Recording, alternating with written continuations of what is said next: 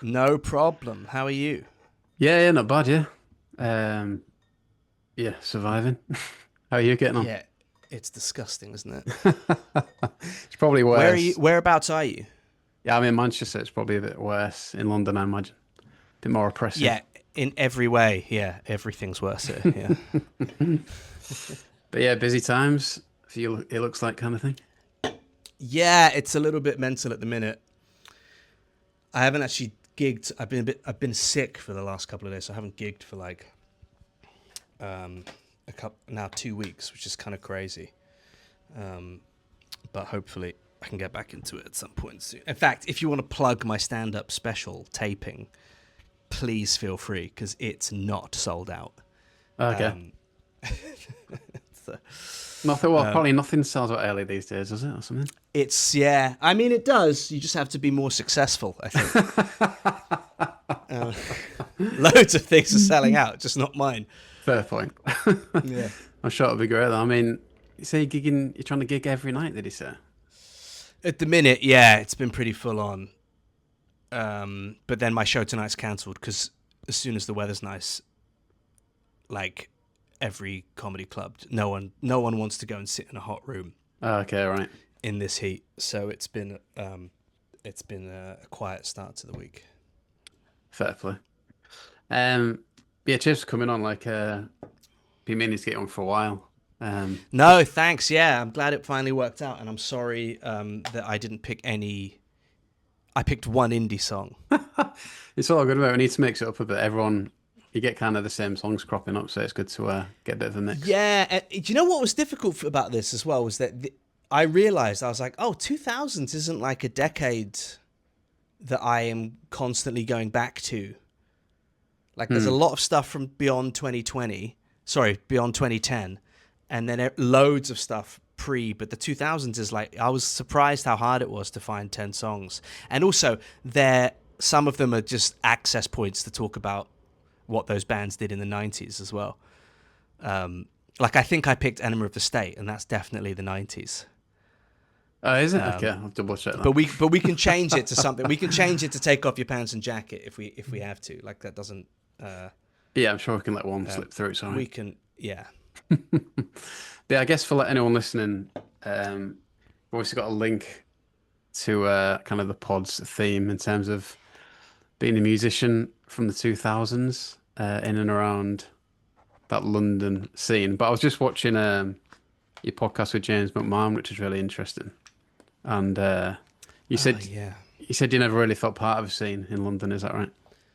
Yeah. Not really. And I I moved to London in 2008, I think, or seven, to try and be a professional musician, and then I signed a record deal in 2010. I signed to Universal, but I got dropped also in 2010. So it was like it was quite a short-lived um, moment. But when I moved to London, I just hit the ground running and just did every gig that I possibly could, and it was there was a lot of club nights back then. Like it's a weird thing to see now how so much has transferred to metrics, online metrics, and but back when I first got here, it was like you have to play this club night. You had to play like Young and Lost, and Frog, and like Communion. Those were like the gigs in London that were the main ones to do, and I think I did all of them. But like yeah, I was never really accepted into the scene. But that is, I mean, I was quite bad, so I don't blame anyone. I was like, yeah, I think if I'd been a bit better, it would have been a bit easier. I mean, to say you got signed at that point must have some gravitas there, because I guess more less and less bands are getting signed at that point, I suppose. I don't know really. Well, no, it was still pretty. I think it was like the last rattle before everything moved on to streaming services. So there was a lot of like, in fact, there was an insane amount of like indie bands getting record deals back then. Hmm. Like in the wake of like Razorlight and the Klaxons, and it was good. Angular guitar music was. I was kind of in London for like the death rattle of that. But there was a lot of bands would get record deals, and they'd get like the big push, and then if Radio 1 didn't playlist the song, then the label would drop the band like so quickly. Oh, okay, so what happened to you type thing? No, I never even released the single. They heard the recordings and were like, "Fuck this guy." Right. So I got a record deal, and I went to Paris and made an album with a French producer, a guy called Renaud Leton, who at that point his big artist was Feist. He did the big two Feist albums, and then it kind of all fell apart quite quickly from there. Like it just never materialized into them putting out a record, really. Okay, but you'd managed to release something, was it on a more independent label before that? That got into the indie charts or something? Yeah, my manager. Yeah, you've done your research. It was. I think I got to like number 9 in the indie charts but I think back then that was like if you sold 500 copies in a week, then you'd chart as an indie artist. And so my first single sold like I moved house recently, and I had to throw away like 1,000 copies of my first single because they just sold nothing, and they were in my attic for like 10 years. And then the second one did a little bit better, but never really connected, really. Okay, fair enough. And I mean, it's interesting because you're in the same school year as me, which doesn't happen often. It's usually like people a bit older type thing. So it's interesting that we'll probably have the same experience in a way, growing up with music. And I always felt I was like a bit too young to be a part of this kind of indie boom, if you like, in the early 2000s. Were you similar? Yeah, what was your band called? Mine was called Awful Scenes, really small band in Hull. Nice.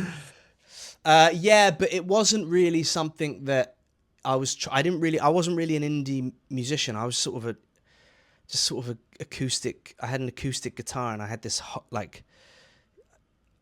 I had this insane haircut. Like my hair I sprayed it all up. It's one of those things you look like when people look back on themselves and they're like, "Oh my God, I can't believe I wore bootcut jeans." I'm like, yeah, but I win in the bad wardrobe department. And I see it now. I have to check myself because I live in East London still, and like I see like young kids now, and I always go, yeah, you reach this point at 22 and you're like, I'm gonna dress however I want and I'll never regret it. And I see kids now and I'm like, yeah, fair play, like do what you want. Like I looked like such a dick when I was 22 years old. That was the way to be though, wasn't it, I guess? I think what it was that I'd moved from Norwich and I just wanted to stand out. And I think I thought that if I looked unique, that it would hide the fact that my songs were shit, I think. But I mean, growing up in Norwich then, like, so you weren't going to indie clubs in Norwich or anything? Not really. There was one indie night, and all I remember is that they played Franz Ferdinand and Killing in the Name of and Mr. Brightside every single Friday. And but it was more, I was more just trying to do gigs at that point. So that's really why I moved to London, was like, right, if I want to do open mic, and then, because you do open mic and then that would move up to like club nights, and then club nights would move up to like opening spots, and then you try and get on a tour. So that was the process back then. I mean, it's crazy how different it is now, but that was the reason that I left Norwich and moved to London. Yeah. I think I went to an indie night in Norwich once. Was it Per Nanas or something? Punana, yeah, that's the night I was talking about. Yeah. Right. Yeah. Yeah, my mate went to uni there, went to see him once. I think we went to see a band at the uni. I can't remember who it was though. It might have been Baby Shambles, but I saw so many amazing gigs at the UEA and the Waterfront. Like I went to see Jimmy Eat World recently at Alexandra Palace, and I was like, shit, man, I saw them like in the Norwich Waterfront in front of like 400 people when Bleed American just came out. And like I've got all my old tickets. I have them in a book behind me. And like I saw I saw Muse on the Origins of Symmetry tour when they were doing the UEA. So that was like less than 2,000 people, and like it was such an amazing experience to be 15 and like and I just every night was going to watch hardcore and punk and hip hop groups. When like I saw MIA, I remember walking past the waterfront and they were giving away tickets to MIA because she hadn't sold any. Wow. Isn't that crazy now? That seems mental, yeah. Yeah. Yeah, I always seem to have a bit of a good reputation, UEA, though, in terms of getting gigs. I don't know. It's on that kind of Yeah. map, wasn't it? Yeah, it was like a B list. I think Norwich is a B list. You have A list places, which are like London, Manchester, Liverpool, Birmingham, Glasgow. And then Norwich was like the best of the B list towns. Hmm. Yeah. Yeah. All right, mate. Well, like you say, you've sent over some songs, so we'll crack into them. First one by a band that I enjoyed over the weekend on the TV. Don't know if you watched them, Weezer. So much of this list is influenced by the Glastonbury footage that I watched. And I'm so happy to not be at Glastonbury and just sit with a gin and tonic watching it in a cool room. Yeah. Like that is, I can't, it's way better. It's like, I love Formula One, but going to the races is a nightmare. Like F1 is like way better on the television. And I now have aged into the bracket of watching Glastonbury at home. And I thought 1975, I posted a video kind of taking the piss out of them. And all the comments at the minute are like, yeah, they suck. And I just thought they crushed it. Like I was really moved by the performance. I thought I thought it was a great show. Yeah. Okay. I don't know. I find it hard to get on board with, but I mean, they're obviously good at what they do, I suppose. Yeah. Yeah, it just wasn't offensive to me. I thought Olivia Rodrigo was so good as well. I thought she was an amazing. I haven't seen someone want a gig, like she really wanted that gig, and like she worked for it on stage. And I thought that, and I think the knock-on effect of an Olivia Rodrigo for just kids with guitars and realizing that that's something they can aspire to. I think that the knock-on effect of her is really good. And yeah, so you're talking about Weezer, right? Yeah. Yeah. Which song did I pick? Don't Let Go. Yeah, Don't Let Go is the opening track of the Green album, which is like their first album back together. They did the Blue album, then they did Pinkerton, which like are both two classic rock records or like nerd rock records, and then they split up, changed bass player, did the Green album, and really I picked the opening track of their third album really just as a way to talk about their 90s albums because I prefer those ones. But I think the Green album does have some great songs on it. I think there's like 5 really, really, really good songs.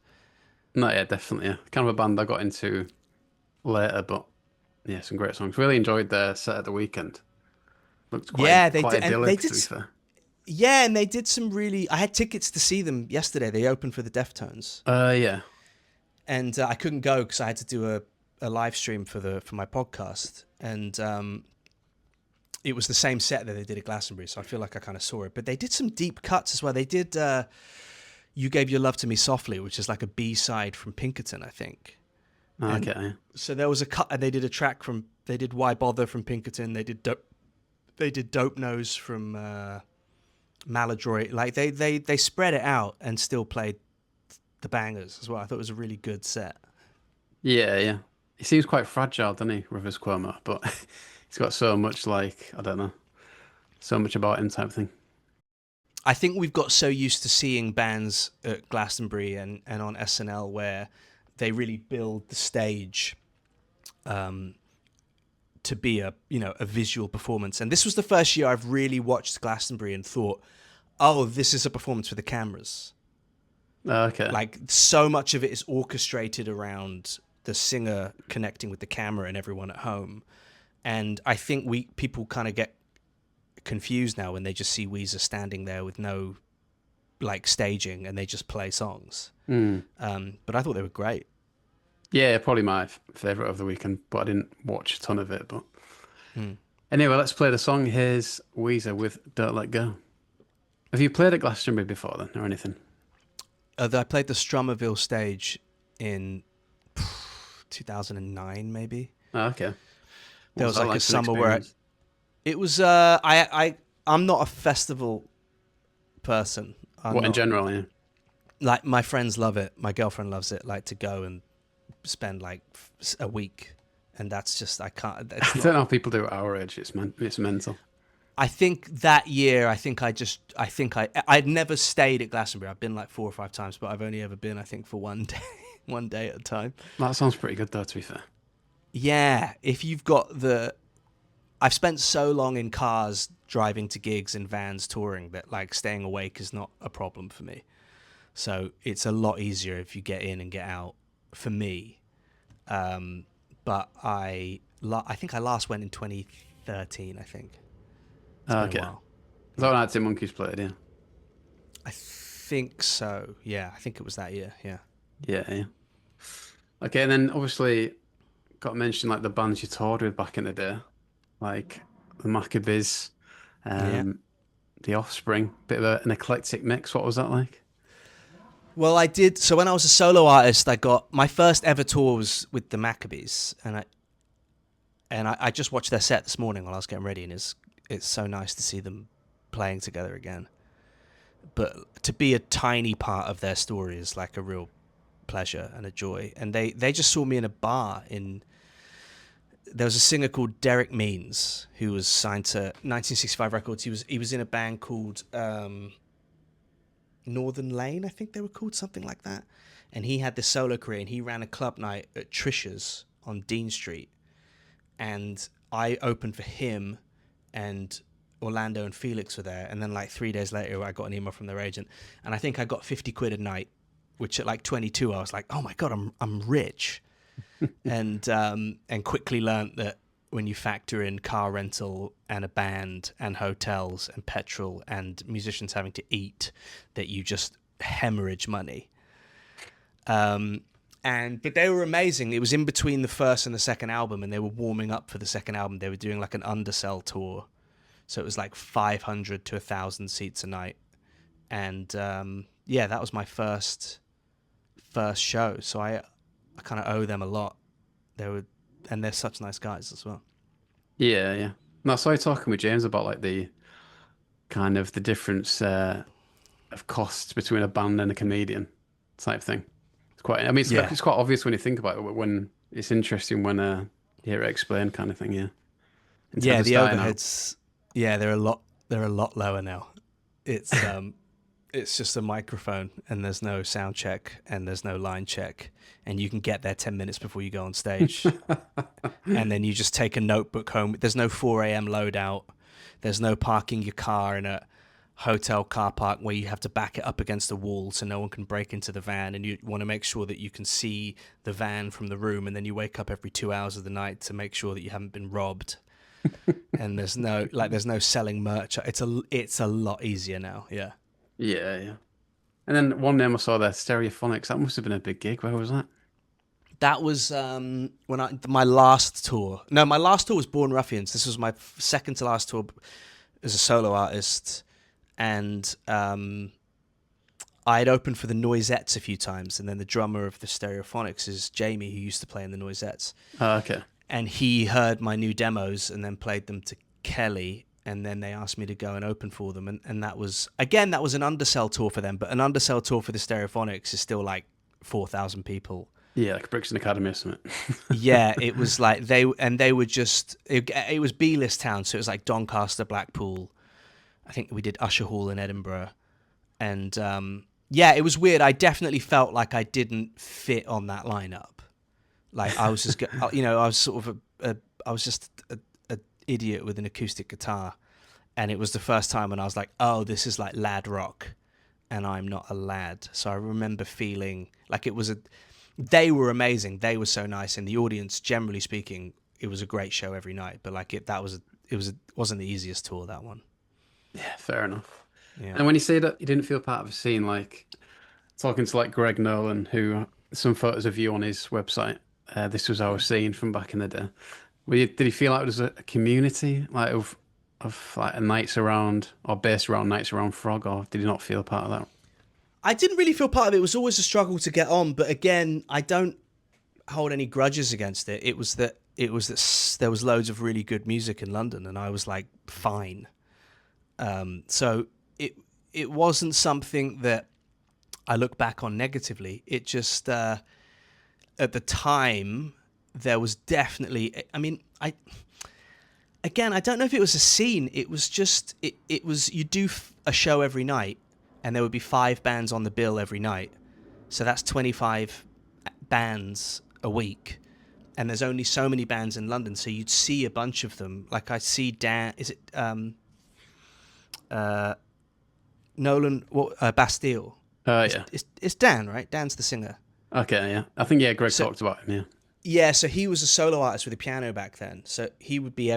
I'd see him all the time, and then like Mumford and Sons were just starting, and the Vaccines weren't there yet. That was still when Justin the singer was a solo artist. He was called JJ Pistolet, but he was managed by Beans on Toast. So I guess it was a scene very much so, but it was also just the accumulation of everyone trying to make their dream happen and go out every night and play shows. So you just inevitably, there was also just as many bands who I've forgotten about and who never got to, record label signing point or album release point, stuff like that. So there was tons of us.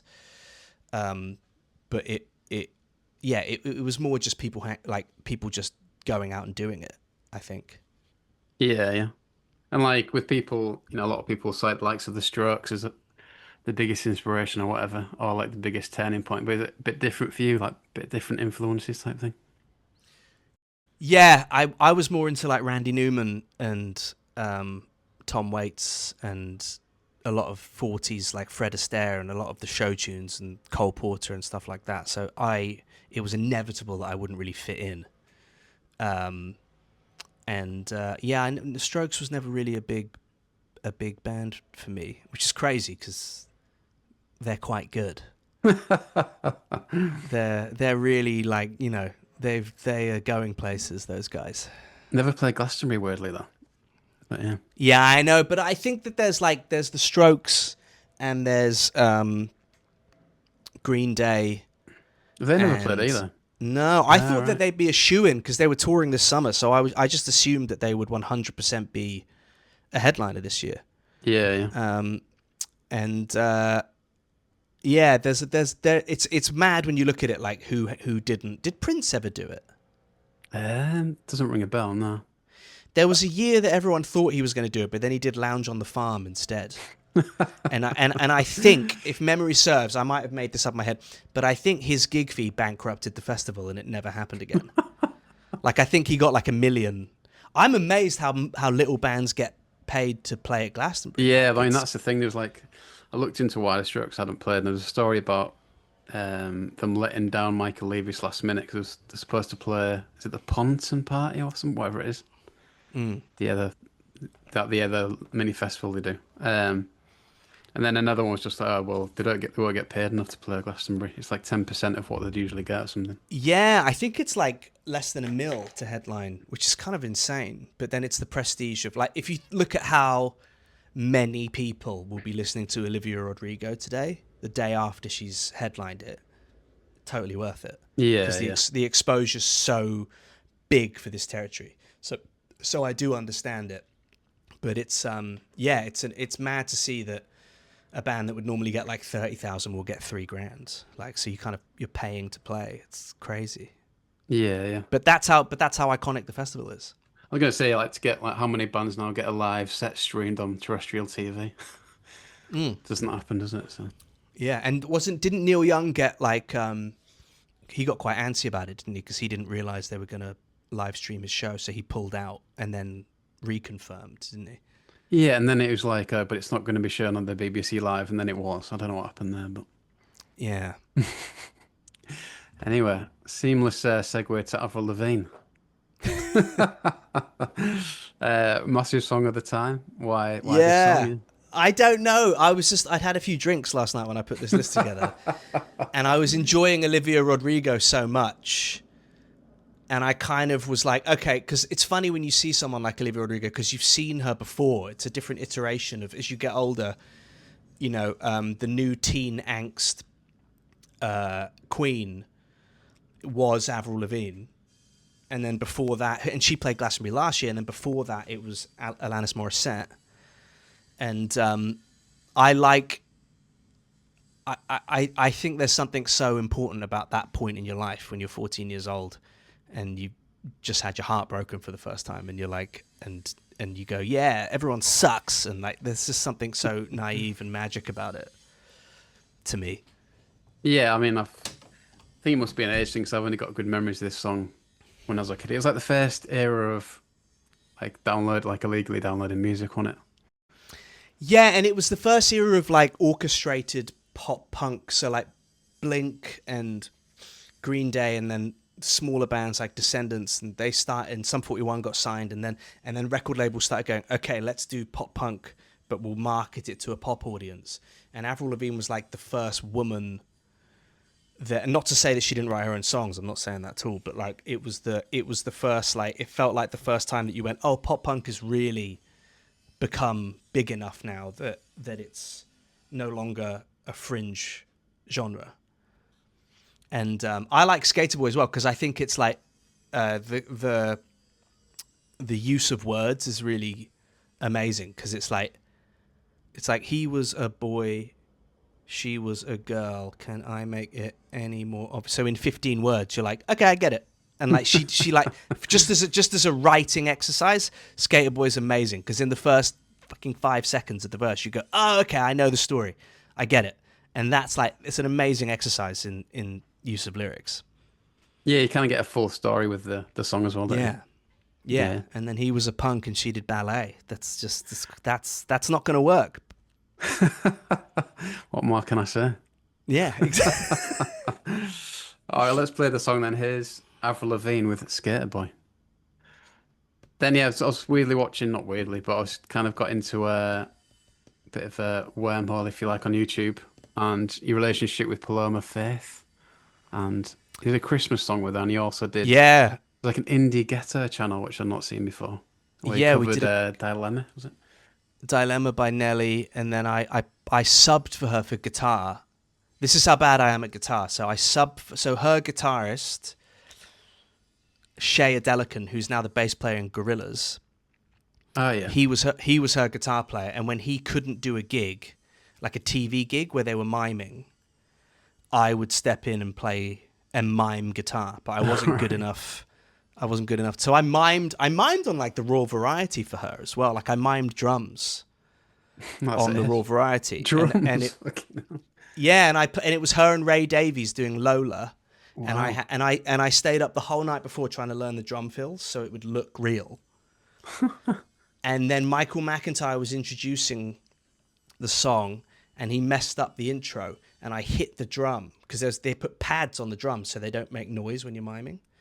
And I hit the drum, and Oh it just no. went thack, and like it echoed all the way back to the Palladium. And I was like, Yeah. oh shit, like I can't mime drums because they've taken the pads off them. And I looked to my left or right, and Kylie Minogue's drummer had nicked the pads, who'd just been on before. So I had to like run to the drum kit and like grab the pads and throw them on. And luckily, Michael McIntyre fluffed the intro, so they had to reshoot it, which gave me enough time to put the pads back on the drums. It was terrifying. And my car got towed as well. I remember that as well. I parked my car outside and it got towed. So the gig fee that I got paid, I then had to spend getting the car out of a sketchy garage in Wembley. Wow. What was it, Yeah. Wembley Arena? No, it was the Palladium, but the car where they towed my car to was like the outskirts of London. All right. Naturally, yeah. Um, and yeah, we did a Christmas single together in like 2008. And yeah, I don't know if I can. I guess I can say it now, but like I emailed 3 people to see if they wanted to sing it, and I didn't get. I don't think I got a reply from the other 2 people. And it's funny because it was Marina and the Diamonds and Florence Oh, from okay. Florence and them. So they were the 2 people, and and Paloma. And Paloma was like, "Yeah, let's do it," and that's how it happened. Did you already have like an existing relationship with her though? Like, how did that come about? Yeah, we'd met each other through gigs and stuff. So like again, it was just doing gigs, and I think it was before she had a record deal, or maybe she just got signed. But it was that was how we sort of met. Oh, okay, cool. Yeah. And then on to your next song. Another big one of the time. Kind of similar vein. To Avril Lavigne, maybe Vanessa Carlton, A Thousand Miles. Yeah. Iconic, iconic Again, I'm piano. so sorry that these aren't indie No, songs. this is quite refreshing, mate. To be honest. I love the era of, I think we don't get as many one hit wonders nowadays. Mm.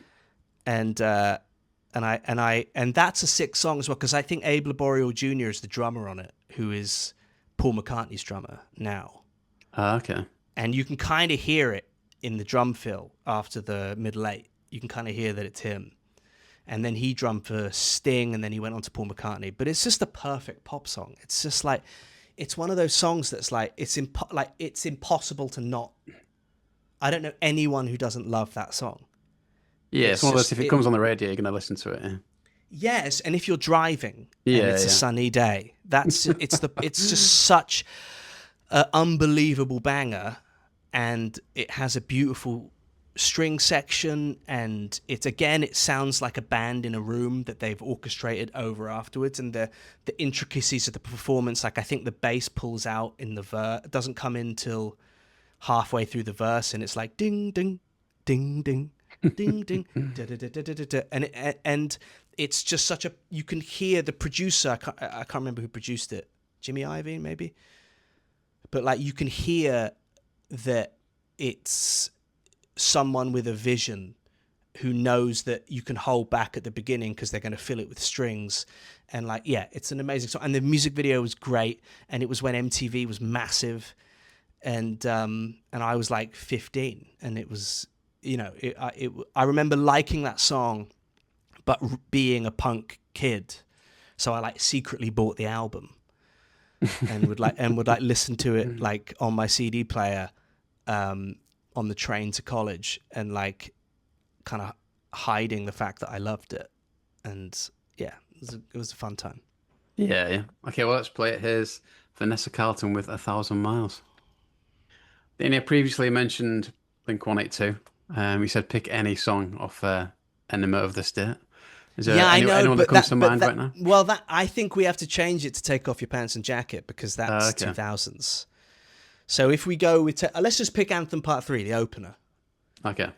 And they were a huge band for me, and still are. Like, I still think Enema of the State's like a perfect pop punk album, and they get a lot of flack. And humor in music is never really taken seriously. Like, when you think about most stadium acts, it's very ballady, it's sing along, it's very serious, it's very touching and moving. And as soon as humor is injected into songs, it kind of it renders the band like not taken seriously as a group. And I think that Blink album is as a performance is like Blink on paper shouldn't work as a band.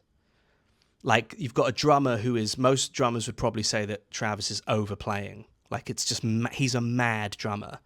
And then you have a bassist playing a lot of drone notes, and a guitarist who for a long time couldn't play live.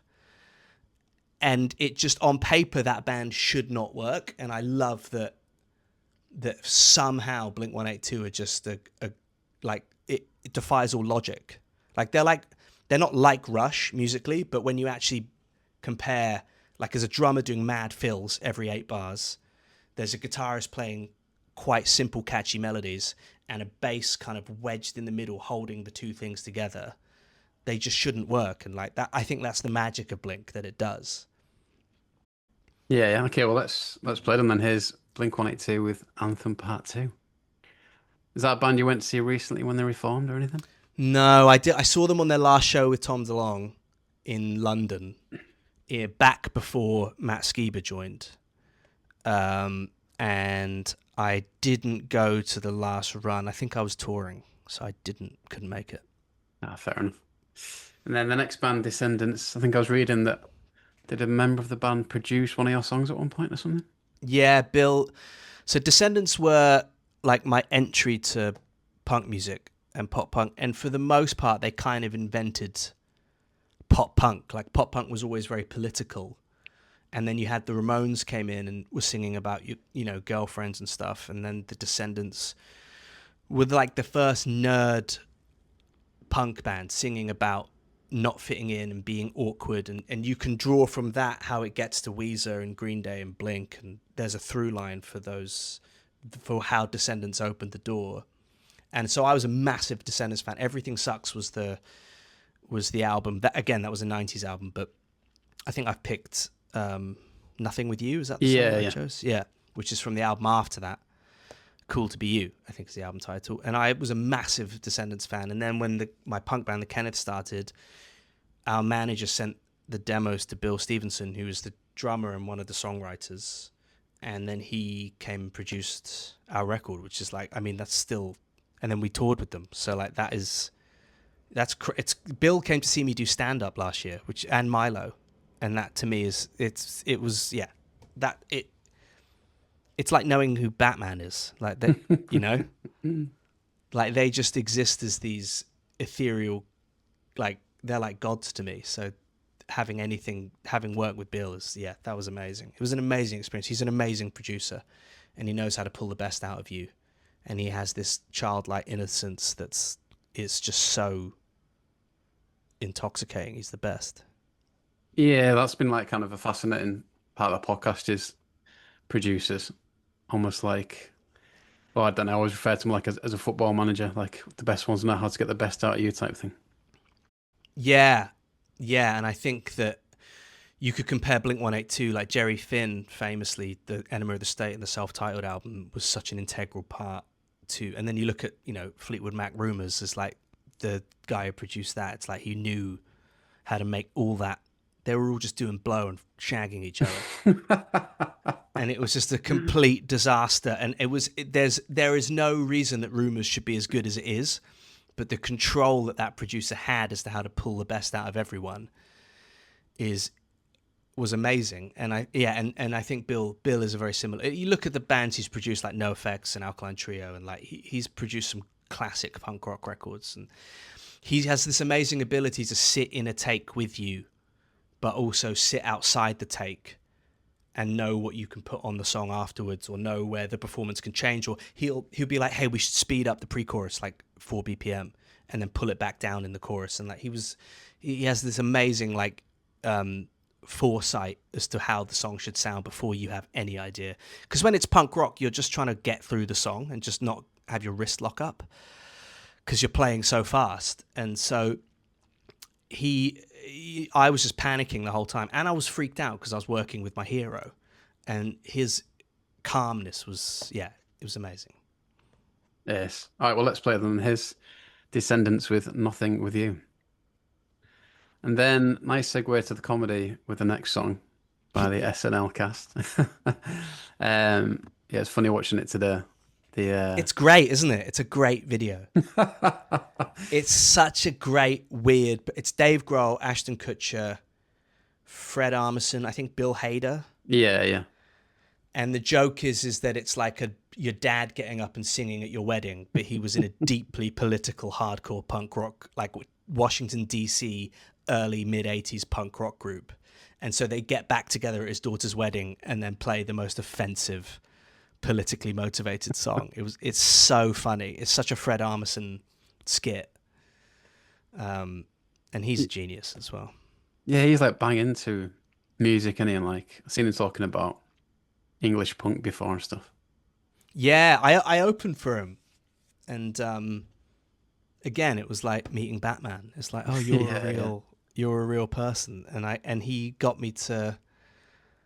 He asked me to open, but then when I got there, he was like, okay, so I'm going to do like 30 minutes on the guitar, and then you'll come up and do 20 minutes, and then I'm going to do 30 minutes behind the drum kit. And I was like, that's so much pressure on me to come on after you've already killed. Yeah. And then he sat on the stage and watched my whole set, which was terrifying. But wow. He is one of those great musicians. He did these great videos in the early 2000s, I think, or the late 90s, where he was pretending to be a drum instructor. And he had this like 50-piece drum kit with like 25 cymbals. And he's walking you through rudiments and stuff, but they're obviously all made up. And he was like, it was one of the first like kind of viral, before the internet, these VHS videos kind of went viral of him pretending to be a drum instructor. And then similar to me as well, he was in a punk band before he started doing comedy as well. Okay, right. That makes sense. All right, well, let's play the song from SNL. This is a Fist Fight in the Parking Lot. And then, yeah, with the interview with James, it was interesting when he said, like, kind of the point where you realised that you should be doing comedy was actually when you were doing a gig at the Albert Hall, and you're walking on Yeah, thinking, "Oh, I can't wait to do some gags in between," kind of thing, yeah. in I was between the thinking about songs. that. I was talking about that this morning because I was thinking about about Glastonbury pay, and then I remembered when we did the Royal Albert Hall and we got paid like I think we got paid like 150 quid to play at the Royal Albert Hall, Was that which the again, Kenneth? Sorry, yeah. yeah, that was the Kenneths. Yeah, that was the Right. punk band I did after the solo stuff. And Leanne, I think she just wanted something really different to open for her, and to. I think she wanted like a loud punk group, and so she asked us to do it. And I've never seen. I've been to so many gigs at the Royal Albert Hall. I saw Bob Dylan there a couple of months ago, and I've never seen more people walk out of. Like we bombed so hard. I think like 400 people left. Like it's so funny because when you're opening, you're coming in while people are finding their seats. Mm. And then we went on and like 400 people were like, fuck this noise. And I totally get it. We should not. I've still got a tweet someone posted that was like, whoever hired the Kenneths to open for Leanne Havas at the Royal Albert Hall should be fired. And I saw it after our set and was like, yeah, I kind of agree. Apart from the fact that it was Leanne. So you can't really fire the headliner. But yeah, I remember walking on stage going, yeah, I can't wait to tell some jokes in between the songs. And that was a moment where I was like, oh shit, I'm doing the wrong job. Right. And how long after that were you like just doing comedy? I think we dragged it out for a couple of years after that. So I think I started stand up about 2 or 3 years after that. Oh, okay. Maybe a bit more, but it was, yeah, it was just a moment when I went, oh, okay, the talking stuff is the bit that I enjoy. The talking bit is the bit that connects with the audience. And then as soon as we start playing songs, 400 people walk out. So maybe this is the wrong job. But like, how did it work on the Kenneth? Did you have some kind of deal with that? I mean, I saw you played like a Warped Van tour and stuff. Yeah, we did the Warp Tour in 2015, 10 years ago now. Just kids, if you're watching this, if there's anyone young watching this, just be kind to your knees in your 20s because you will live to regret jumping up and down on a stage 10 years later. Well, yeah, I saw in an interview with James, you said you just had knee surgery. What was that about? Yeah. Yeah, because in the band I've just ruined my knees so Oh, much wow. that I had knee surgery year before last. And yeah, we never got a record deal. We tried, but it just didn't connect. And after a certain point, when you've done a solo project and then you've tried another band and neither have connected, after a point you have to sort of go, oh, I don't think this might not be on everyone else. This might be on me. So yeah, we never got. We self-released everything. Oh, I okay, all think. right. Yeah. So how does it work with like that tour? Was it like I don't know really. How do you get picked up for that? For the Warp Tour. So the Yeah. Warp Tour happened because I knew a guy through a friend called James Buell, and he worked for the Hard Rock record company, and he gave our demo to Kevin Lyman because they knew each other, and Kevin booked us for the Warp Tour. And it was like we'd done a demo, like we'd never done a gig. And then all of a sudden we got booked for like this 2 month, the longest running American punk touring festival. So we had to like start practicing and be like, oh, this is going to be a band. And yeah, we went on. By the time we did the Warped Tour, I think we'd done like 6 gigs. So we had to really work hard for that every night. Yeah, yeah, that's mad. Was it a good way of seeing America? Or was it hard work? I didn't really realize how big America is. Yeah, yeah. Like I remember going to sleep one night on the bus. Only tour I've ever done on a tour bus. And I went to bed, got in my bunk. 7 hours later, went to the front of the bus and was like, where are we? To the driver. And he was like, you're still in fucking California, man. And like we'd just driven all night and we're in the same state. It was Yeah, the hottest, sweatiest. You're up at 6 a.m. every day. You go to the back of the bus. You pull all your merch out on a trolley.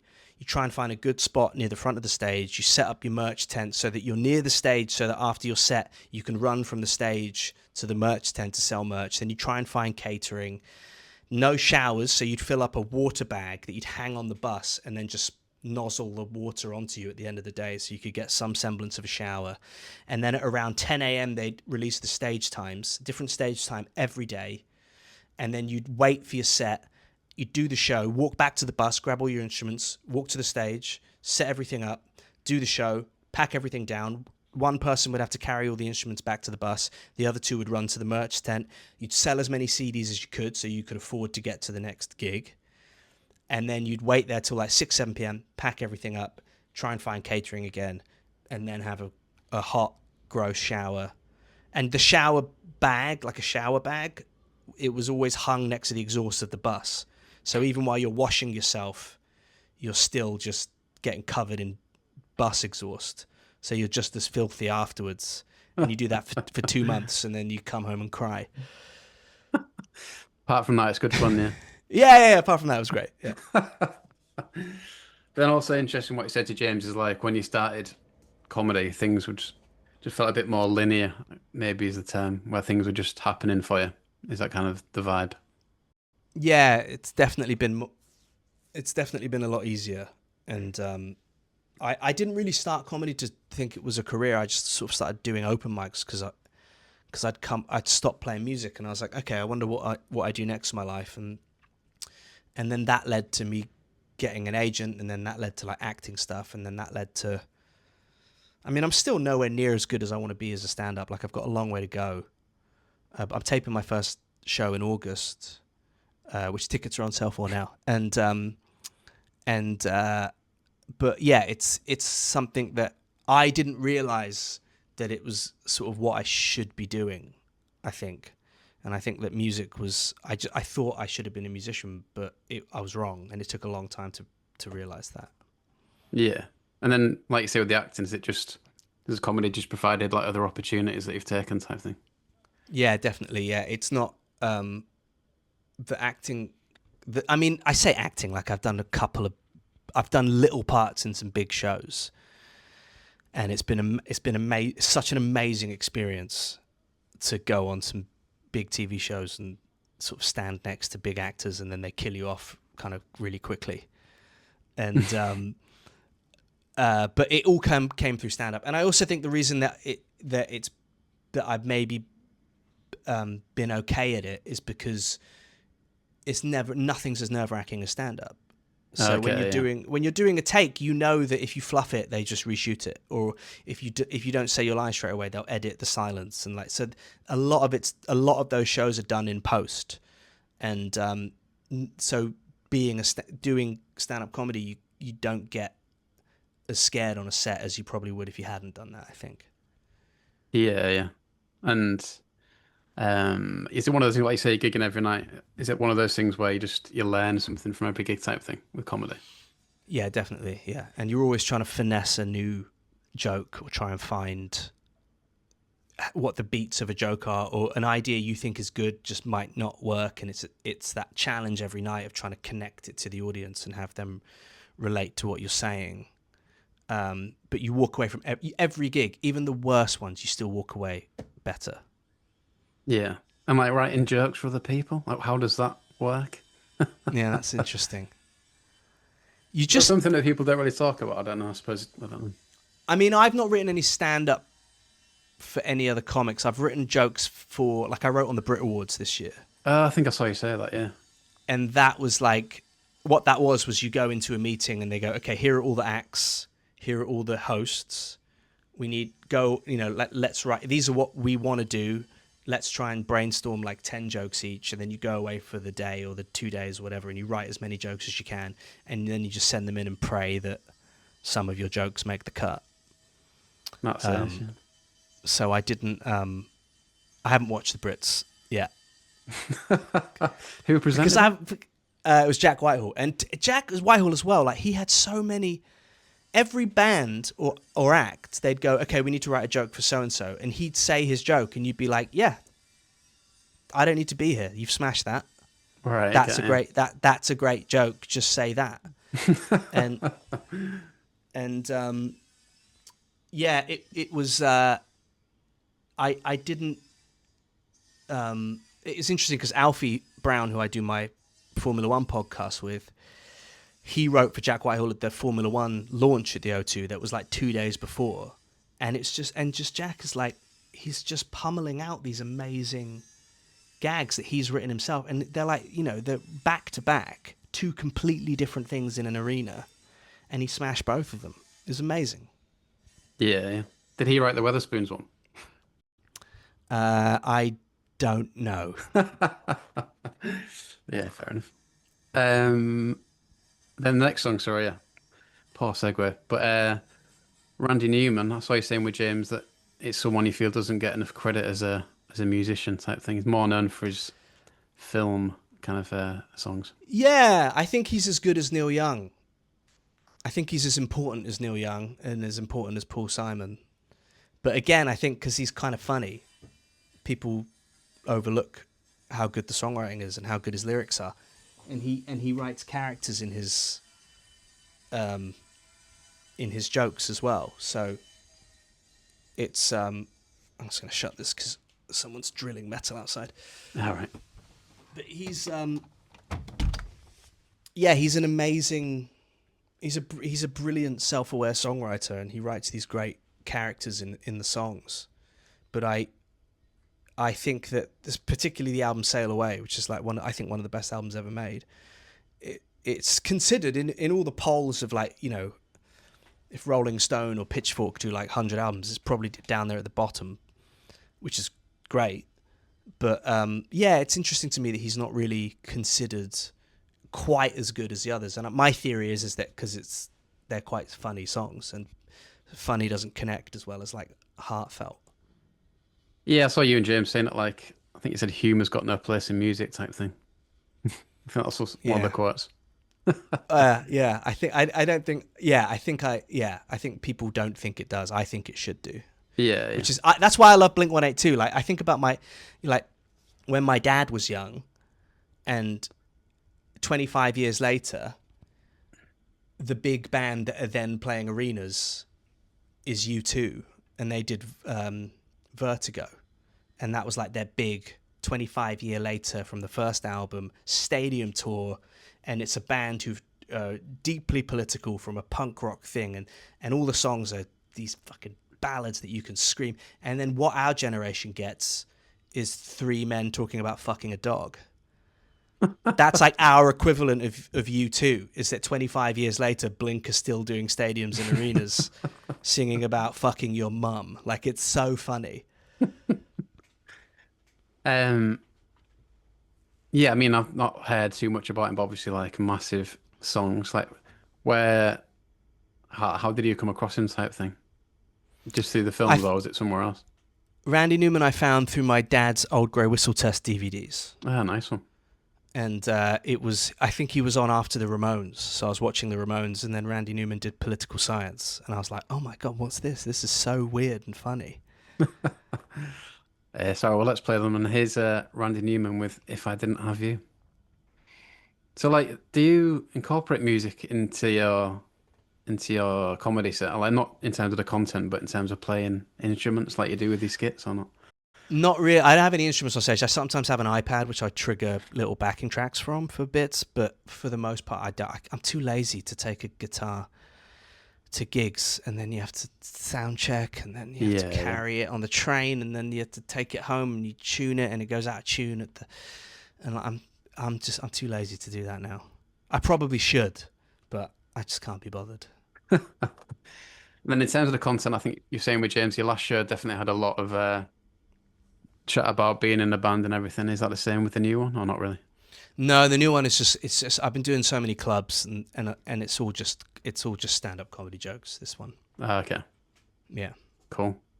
And then the next song, a band I've definitely heard of, Glassjaw, but don't know too much about. What can you tell us about this? Yeah, again, I feel like these song selections are because I'd had a gin and tonic and because I was watching Glastonbury, and then Deftones were playing on the other side of London, and Outbreak Festival just happened in London, and Turnstile headlined it, and Glassjaw were on the other stage. And I just think it's amazing to see how far hardcore music has come. Because when I was a kid, you would never have seen Turnstile headline a big festival and be worth 10, 15,000 tickets in each city. And Glassjaw kind of Worship and Tribute, that album is like, it just blew my mind. Like Tip Your Bartender, the stereo on the two guitars and how aggressive and angry it was, and the musicianship, and you can't hear what he's saying. And it as a teenager was like, it really helped me process some angst and and feel like that I wasn't the only sort of snotty, angry teenager. And again, I think it's amazing that these bands now are being seen, like Deftones as well, like 20,000 people last night in London or something like that. And that's like that's a mad thing to be getting 25 years after your first album. Like it's so good to see that hardcore music is like finally being seen for what it is. And like especially the Deftones as well, they kind of got tarred with the new metal brush when they came out, and it was like, oh, they're rap metal. It was like, no, I think they're more important than that. They're a great rock band. And so I'm really loving seeing bands like Glassjaw and Turnstile and Deftones get their shine now. Yeah, I was saying like, sorry, a clip of Turnstile definitely looked like one of the more interesting bands that played over the weekend, for sure. Yeah, it looks, they're just so good, and it's nice to see mosh pits as well at major festivals as well. It's a really nice thing to see that it's still connecting, and that guitar music is still important to people. I think we've had a few years where guitar music hasn't really been the most important. I just finished a book about called Reach for the Stars, which is about all the boy bands and girl bands. I've heard it's really good, yeah. Yeah, it's amazing. And seeing how the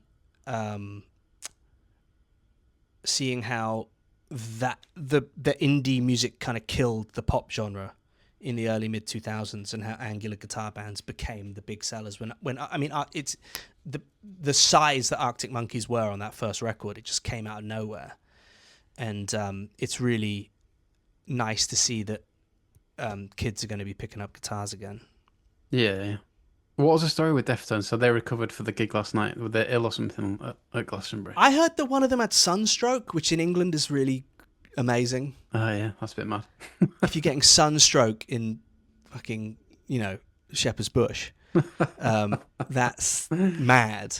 But that's what I heard. I don't know if it was true. But my assumption is that, like we said earlier, the responsibility on them for the headline show with contracts and money, like they would have made a lot more money last night than they would have made at Glastonbury. Yeah. So if you're going to cancel one of the two, it makes sense to cancel Glastonbury. Yeah. Okay, well, let's play Glassjaw then. Here they are with Tip Your Bartender. Then, floating into the next one with Leanne Rimes. Huge song of the time. Big film soundtrack again. Yeah. I just, I can show you. I really miss the CD soundtrack. I've got some here. So I've started like collecting movie soundtracks that shouldn't really, like I've got the Godzilla soundtrack here from the Matthew Broderick film. Yeah, it's got sold 3 million copies. Wow. Yeah, compilations used to be huge. Yeah. Now there's just a Spotify playlist. Do you remember when Mission Impossible 2 came out and it had a Metallica song on it? Okay. I think it had Limp Bizkit covering. They did like the Mission Impossible theme. Take a look around, yeah. Yeah, wow, okay, great, well done. Yeah, and like, I know why you want to hate me. It's that one, isn't it? 'Cause and then Metallica had a song that they've tried to sort of scrub from their history called I Disappear. Okay. It went down and out, hey. And it was like very much Metallica pop song era. And so I started buying, like I've got Godzilla, I've got Keeping the Faith with Ben Stiller and Edward Norton, which has Tom Waits and Santana, I think, is on here. And then I've got this classic, What Women Want. Mel Gibson. It's got that song Bitch on it by Meredith Brooks. Do you remember that one? Okay, I've seen that film too many times on terrestrial I'm a TV. bitch, I'm a Oh, right, yeah, lover, I'm a amazing, yeah. child, I'm a mother. Christina Aguilera, What a Girl Wants. And it was an amazing, like, I got Cruel Intentions. Yeah. I've Oh, that got was That Thing You Placebo, wasn't Do. it? Yeah, and Clueless, High Fidelity, and then this banger, Independence Day. All right. And like, it was an amazing thing because it could break a band. If you had an up and coming band who got on a big movie soundtrack, then that band could have a hit, and they'd sell millions of copies, and it could rejuvenate a band that was maybe like the Pulp Fiction soundtrack, like that had a bunch of songs from like the 60s on it, and it was giving all these bands that had split up, like all of a sudden someone called them and was like, hey, you've just sold 3 million copies of a song on a Quentin Tarantino film, do you want to go and tour? Hey buddy, sorry, my cat's trying to get some attention. Yeah, yeah. Trying to make sure my dog doesn't stare too much as well. But So I picked Coyote Ugly because it was a movie from the 2000s that I watched recently, and Can't Fight the Moonlight it's got some weird key changes. I think ka-ding ding, ka-ding ding, and then it just starts in another key. Deep in another time, wanna be with you. And then it's such a funny movie from a plot point as well, because it's like this girl's like, I'm gonna move to New York, and then the first song she writes, they get it to LeAnn Rimes, and it becomes a massive hit, which is just, it's so funny and unrealistic. It's a really cute film. okay, so let's play the song then. Here's Leanne Rimes with Can't Fight the Moonlight. Is that a different film to Christina Aguilera Dirty? Or is that the same one? Yeah, no, I don't think Dirty was a bit after that, I think. Okay, right. I don't know what film that was in, but Yeah, maybe that wasn't a film. Was it a film? I don't know. and it Anyway. had Dirty with 3 R's. Excellent. I always thought it was funny that I think the Libertines were on American Pie 3, The Wedding. Really? I think Time for Heroes is on it, yeah. It's quite funny. Yeah, again, like Blink owe a lot of their success to the American Pie, because they're in American Pie, aren't they? They're actually in it. Yeah, when he's accidentally put his webcam out to everyone. It goes to one of them. It goes to Yeah, them. Mark Hoppus is like, "Go Trig boy, it's your birthday," and they're like a garage band playing in the room. Right, And okay. and then they had and then I think on the second American Pie, I think the movie opens with "Every Time I Look for You" from the Take Off Your Pants and Jacket, I think. Okay. And obviously got to talk about your social media, kind of the videos and the skits you do on there. Is that kind of like, is it quite useful for you, like getting an idea and be able to like put it out quite quickly? Yeah, it's really fun to try and find an idea and you go, "Oh, that's funny," I mean, I make so many that I don't put out because you listen back to it the next day and you're like, "Oh no, that's shit," and but it is, yeah, it's a nice way to find an audience, and it is a machine. Like, you do feel like you kind of have to keep doing it sometimes, but it is it's been a really great way to help sell tickets, basically, or help like connect with people. And yeah, you get, sometimes you'll put something out and you go, "I don't think this is funny," and then you'll get a massive response from it, and like it's but then for me, good comedy comes from you're not, if you think it's funny to you, that's the idea to chase. I think if you're trying to make people laugh and you go, "Oh, I think people will like this," I think that's the wrong way to approach it. The approach is like the curiosity of going, "I think this is funny," and sometimes you'll put something out that does nothing, but if you think it's funny, it makes it less painful. I think. Yeah, do you think that's similar with music in terms of making music? It's a lot easier because you don't have to pay for like a press agent and a radio plugger. And, Yeah, I just meant you know, the idea of like doing something that you like rather than trying to please the audience. I don't know. yeah, I think so. Yeah, I think there's a truth in that. I don't know any band that got big doing what they thought the audience wanted. I think if you're always staying true to what you think is funny, if what you think is a good song, those are the artists that generally seem to be remembered. Yeah, yeah. And do you have to like when you get an idea, do you have to think, is this better waiting to do it on stand up or do a video type thing? Or do you Yeah, do a bit of both? sometimes. Yeah. Yeah, and sometimes you'll get an idea and go, "Oh, that's actually." Or what I did recently is I had a clip that did well on Instagram, and then I was like, "Oh shit, maybe that can go in the show," and now it's in the show. Oh, okay. So it works both ways. Sometimes you can add in, but sometimes you'll get an idea and go, "Oh no, that's actually a stand-up idea." Yeah, yeah. I mean, Yeah. it's worth saying like how well the videos go down. I think it's not like many comedians can kind of get that engagement, especially with the music one. I think you've got a good insight with the music that kind of gives you a bit of a niche, maybe. I hope so. Yeah, I think so. I think what has been really good for me is that all my shortcomings as a musician have helped me a lot be a good comedian, because I'm like just about good enough that any music clip I do is shitty, because that's the best I can do. If I could really sing, I would be really, really singing and doing good singing, but I can't. So I think that it's just about good enough that it makes the joke a bit stronger, because it's kind of done badly, Mm. I think. I love Yeah. the ones where you, like you'll be watching a TV show and someone's playing music, and you'll just spot these things like someone didn't have the microphone plugged in, and the bloke was trying to play the drums with a hi hat Yeah. open or something. Yeah, I was watching Emily in Paris, um, and there's a scene where she was singing, and it was an SM58, and it wasn't plugged in. And I just, for 5 days, I was just walking around going, why wouldn't you? It's not a wireless mic. And it was such a stupid thing to care about. And I don't have kids or anything, so I can dedicate my time to worrying about dumb things. And then I watched the Buddy Holly movie, and he was playing like a 1970s Mustang with a rosewood fretboard. And I was like, that guitar came out like 25 years after he died. Like, who's in the props? That's what I'd love. If anyone wants to give me a job in like historical accuracy in music related films and TV shows, I think I'd be good at that. Yes. All right, well, let's play your last couple, or your last song, sorry. Band that we mentioned before that you toured with back in the day, the Maccabees. Why this song?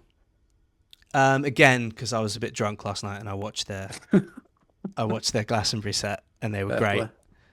And also because they were the first band to take me out with them, and I don't really listen to that in that genre of indie music, but I have such a love for that, especially the first album of theirs. I remember them doing them live when we were kids, and it was really amazing to see a band with fans, and they were like the first band with fans that I ever saw or played with. And there's such a naive innocence to that first record as well, and like something about being 22 and just be like, just play fast, just do it fast. And there is like a punk rock element to that first record that I really love, so that's why I picked. And also because they're touring this year, and it's nice to see them touring again. Yeah, yeah. Okay, There was a cool. nice moment during the No, go on, sorry.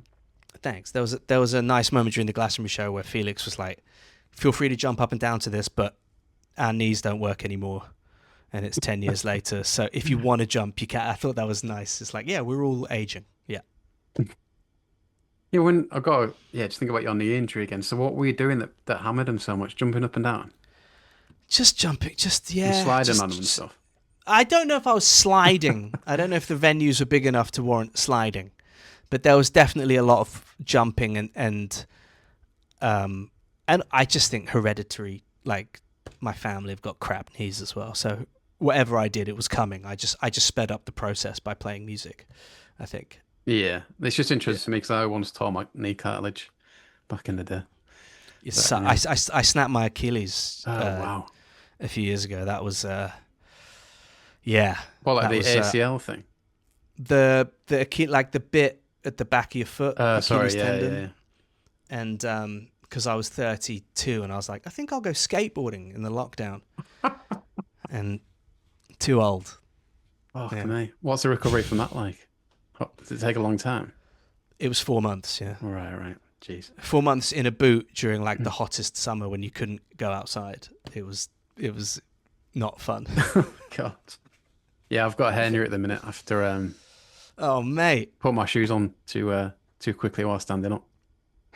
No, is that how it happened? It's Yeah. always that though, isn't it? You always put your back out coughing. Yeah, it's so frustrating. Like it's never like, oh, I went skydiving, or I like, oh, I was scuba diving and I had to fight a shark. It's like, oh no, I farted. It's like the most patronizing things as you get older, the way that your body gives up on you. Like once a month, I can't move my neck just because I've slept. Also, my knees every morning, my knees and ankles, like, what have I been doing? I've just been lying down. Like, it's like I've been kickboxing for 8 hours. I'm like, and every morning my ankles are like, oh my God, why again? We got to get up again. And it's like, I didn't do anything. I was just lying there. It's crazy. Yeah. I mean, yeah, my hips were giving me jip as well. They've calmed down a bit recently, but Yeah, well, because of my Achilles. So my Achilles meant, I can't say it. Achilles. How do you say it? yeah, Achilles, I think. Yeah. Achilles. And like I was offsetting my weight. So I was putting loads of pressure on my knee, which then I had the surgery on, and then the surgery meant that I then put the weight back on what was my synaptic. So it's all just a mess now. Yeah. It's like because I've got this hernia, I've stopped running, and then now I don't get any back problems. So it's like, oh, when I get the hernia fixed, do I go back to running? It's like I started running again recently, and it's like I think I'm gonna have to start swimming. Yeah, that's what I was thinking. Yeah. Yeah, and it's just not I one just that can't. local to me, but Well, the thing is in order to go swimming, I have to get a swimming teacher because I'm not a very good swimmer, oh, okay, right. and I'm really embarrassed to be like back in a pool with like a noodle, you know. Like I feel weird going back to that childhood, like like paddling. Yeah. Or someone tells me how to. I have to get over the fear of doing that, I think. Yeah, don't know what you mean. It seems like the least damaging to the body kind Yeah. of thing, the exercise. Anyway, good segue there. Good little break, but let's play the last song of your list. This is the Maccabees with First Love. And obviously promote your gig one more time, Josh, if you want. Oh yeah, I'm taping my special on the 12th of August in London at the Bill Murray, and the link, I'll send you the link, but the link will be in my Instagram bio as well. Yeah. But please come because it would be good if I could fill both the rooms for both tapings. Okay, yes. And I did want to ask you actually something you mentioned to James. You said there's more meritocracy in comedy than music. Would you agree with that now, a year on? That sounds like I was talking out my arse, doesn't it? Or maybe that was James's point. No, I don't know. I think you both agreed on it though. Maybe I just agreed with it because I was hungry. Okay, yeah. We'll cut that bit out. It's a bit of a bad point to ask it anyway. But funny. okay, cheers, mate. Thanks, mate. Thank you so much for having me. That was really fun. And again, sorry that it wasn't more guitar songs. No, like I say, mate, it's quite refreshing to be honest. But yeah, when you're playing up here, I'll come see you. Whereabouts are you? Manchester. Okay, yeah, I'll let you know. Yes. Thanks, mate. mate. All right, that'll be going out in a couple of weeks, I think. Great. Can I stop recording? Yeah.